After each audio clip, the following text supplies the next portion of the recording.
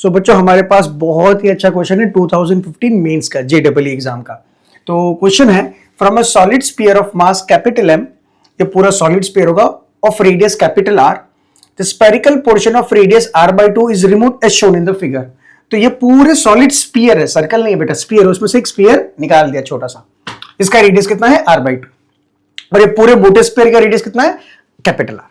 Alright, the gravitational potential, मतलब कि gravitation chapter का है, यहां से पता चल गया, gravitational potential at v is v equal to 0 at r equal to infinity. तो बराबर r इंफिनिटी जब होता है तो potential v at point p क्या हो गया 0। जनरली ये अजम्पशन लेते हैं हम, पर अगर दिया है क्वेश्चन में तो बहुत ही बढ़िया, कुछ और दिया होता तो वो कंसिडर करते हैं। The potential at the centre of the cavity, अच्छा सेंटर ऑफ द कैविटी का मतलब ये वाला जो पॉइंट है ना p, इस पे पूछ रहा है ये कितना है।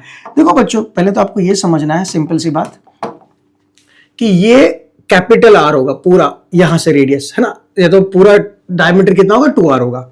अब इस जो छोटा सर्कल है उसका रेडियस कितना है, तो बोले r by 2, कितना रेडियस है उसका r by 2, तो यहां से जो डिस्टेंस है ये r by 2 है, तो बोलो यहां से ये डिस्टेंस कितना हो जाएगा टोटल। तो अगर मैं खाली इतना पूछूं आपसे कि ये वाला डिस्टेंस कितना हो जाएगा, तो बोले r हो जाएगा।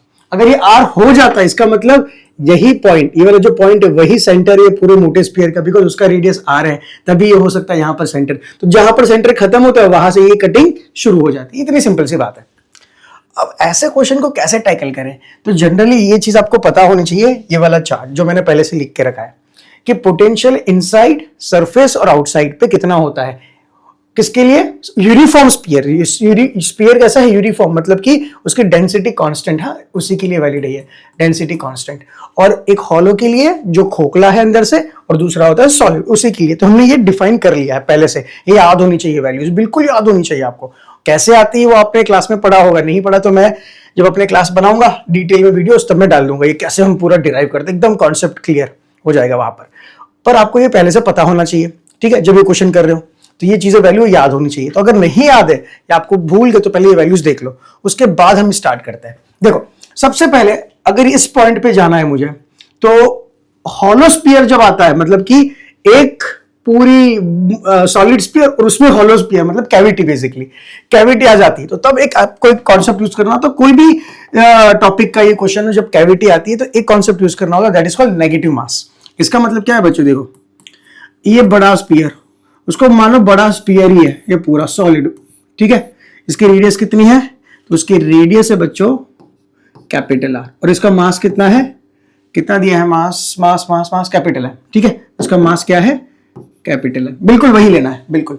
फिर एक दूसरा स्फीयर लेना है जिसका रेडियस कितना है छोटे सा r by 2, ये भी सॉलिड स्फीयर है बेटा, ये भी सॉलिड ही स्फीयर है, और इसका मास कितना होगा, इसका रेडियस कितना लिया हमने r by 2 लिया, और इसका मास कितना लेंगे लेट्स से m डैश, पर ये मास कैसा होगा नेगेटिव। m डैश या m1 m2 जो लेना ले सकते हो, मैंने m डैश लिया, पर इसका मास क्या लेंगे नेगेटिव।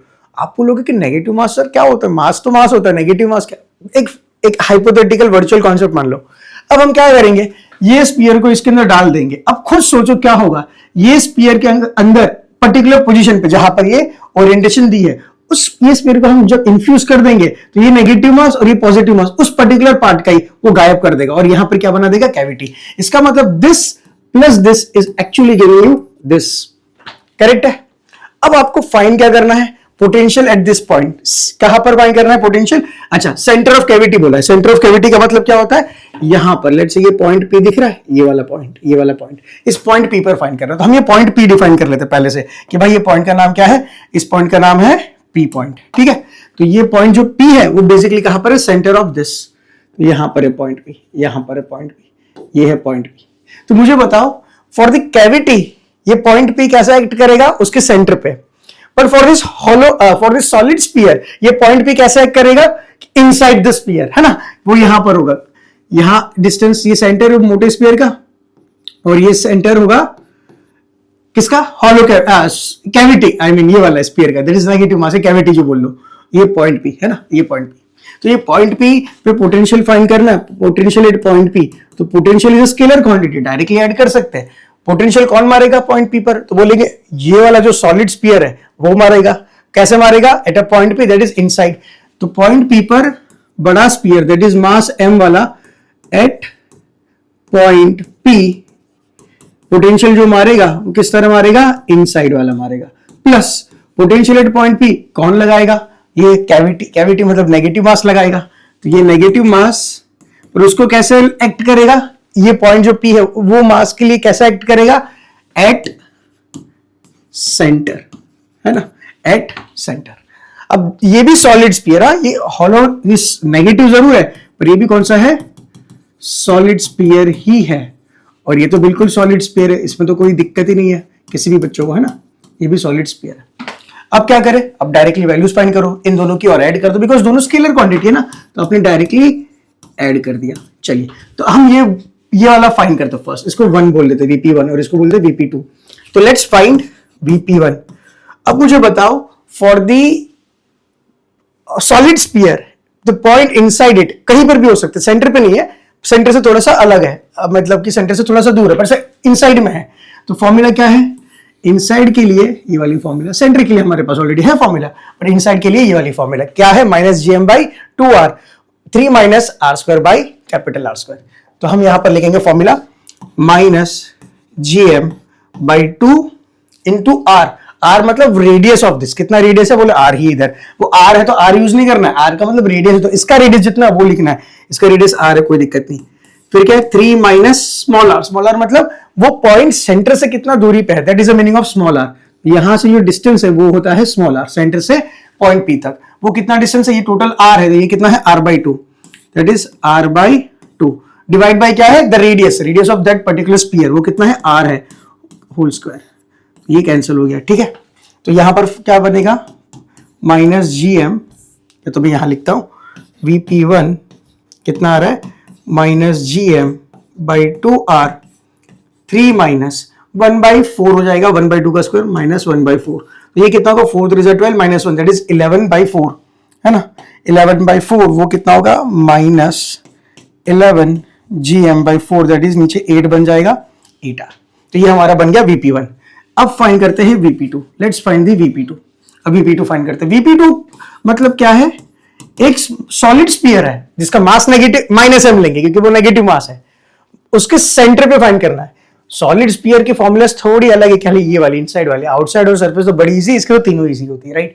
अब इनसाइड कहीं पर भी, नॉट एट द सेंटर पर इनसाइड, तो ये वाली फॉर्मूला पर एग्जैक्टली सेंटर क्या होता है, -3/2 gm/r, क्योंकि इनसाइड जब जाओगे सेंटर पे तो आप क्या करोगे, यहां पर r जो है वो 0 हो जाएगा, आपका छोटा r, तो 3 - 0 तो 0 हो गया, तो 3 बाहर आ गया, -3/2 gm/r। तो यहां पर फॉर्मूला जो बनेगी वो बनेगी -3/2 g, व्हाट इज m, खाली m नहीं लिखना है, वो जो स्फीयर है उसका m, वो कितना, -m', तो -m' लिखना अपॉन कैपिटल R, क्या लिखा है देखो, -3/2 gm/R। अब r नहीं लिखना आपको एक्चुअली में जो रेडियस है उसका वो रेडियस लिखना है, कितना है, बोले r/2, the radius is r/2।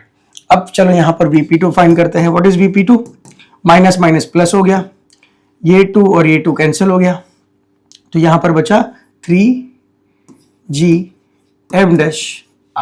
क्या बचा, 3gm'। Now what is m', अब m' कैसे निकाले, तो ये थोड़ा सा ट्रिकी है कुछ बच्चों के लिए, पर अगर कुछ बच्चे जानते हैं कि बड़ी यूनिफॉर्म स्फीयर में एक चीज हम ले लेते हैं, that is density is constant. अगर डेंसिटी कांस्टेंट है तो density of the positive mass वाला sphere is equal to density of negative mass, plus density दोनों की कांस्टेंट है, ठीक है, और वैल्यू खाली लेंगे, तो उसको पॉजिटिव नेगेटिव मत लेना, डेंसिटी खाली पॉजिटिव वैल्यू लेंगे। तो डेंसिटी होता क्या, मास अपॉन वॉल्यूम, इसका मास कितना है m, वॉल्यूम कितना है 4/3 पाई r³, इसका मास कितना है m', आपको नहीं पता, ठीक है, वॉल्यूम कितना है 4/3 पाई, r कितना है r/2 है, और वो क्यूब, कुछ कैंसिल होगा, बिल्कुल 4/3 पाई 4/3 पाई कैंसिल, एक्चुअली r³ भी कैंसिल हो जाएगा सामने वाला, है ना, सामने बचेगा m' इज 1/2 का क्यूब, क्या होगा 1/8, इसका मतलब m' कितना हुआ m/8, तो यहां पर आप m' की जगह m/8 लिख लो, तो +3gmr/8 हो गया, ठीक है। तो यहां पर भी gm कैपिटल, यहां पर भी gm कैपिटल, ओके, एक मिनट कुछ गड़बड़ हुई, gm', अच्छा सॉरी मैं वही बोलूं ना, डायमेंशन कैसे गलत हो रहा है, gm'/r है, ठीक है, gm'/r, ठीक है, तो वो कितना हो गया gm'/r 3 G M by 8। Perfect, alright. अब यहां पर फाइंड करते हैं फाइनल वीपी। फाइनल वीपी कैसे मिलेगा? दोनों को खाली ऐड करना है, बिकॉज ये पॉइंट पे पोटेंशियल ये भी मारेगा और ये भी मारेगा, दोनों का पोटेंशियल ऐड कर दो। ये कितना है? -11/8 G M by R plus इसका कितना है? 3 GM/8R। दोनों को ऐड करो, दोनों का 8R नीचे कॉमन है तो 8R नीचे लिख दो। -3 प्लस -11 प्लस 3 11 8 होगा, राइट? -8 आएगा, -8 GM। तो 2 8 से 8 कैंसिल हो जाएगा, आपका आंसर आएगा GM/R और बाहर आएगा माइनस। तो कोई ऑप्शन है यहां पर? अच्छा, ऑप्शन नंबर ए। ठीक है बच्चों, तो ये एक ट्रिक था जहां पर हम कैविटी को कैसे डिफाइन करते हैं, पूरा स्फीयर और कैविटी जो है उसका नेगेटिव मास, और दोनों को जब ऐड कर देंगे, दोनों के इफेक्ट को ऐड करेंगे तो हमें वो आंसर वही मिलेगा जो कैविटी लेकर देता है। ठीक है ना? तो इस पॉइंट पे अगर आपको फाइंड करना है पोटेंशियल, अगर बेसिकली अगर कैविटी नहीं होती तो ये पॉइंट पे पोटेंशियल कितना होता, खाली ये फाइंड कर लेते हैं। It is like a solid sphere के इनसाइड वाला पॉइंट, खाली ये वाला स्फीयर होता, ये वाला, और लेट से भरा हुआ होता, सॉलिड होता, तो ये पॉइंट भी फाइंड कर सकते हो। हॉलो होता तो भी फाइंड कर लेते हैं, पर एक्चुअल में यहां तो कैविटी, उसका मतलब ये पूरा स्फीयर लेंगे और ये वाला कैविटी है उसको कैविटी नहीं, उसको नेगेटिव मास ले लेंगे, ताकि इसमें जब जोड़ेंगे तो यहां पर ऑलरेडी कैविटी फॉर्म हो जाएगी। ठीक है बच्चों?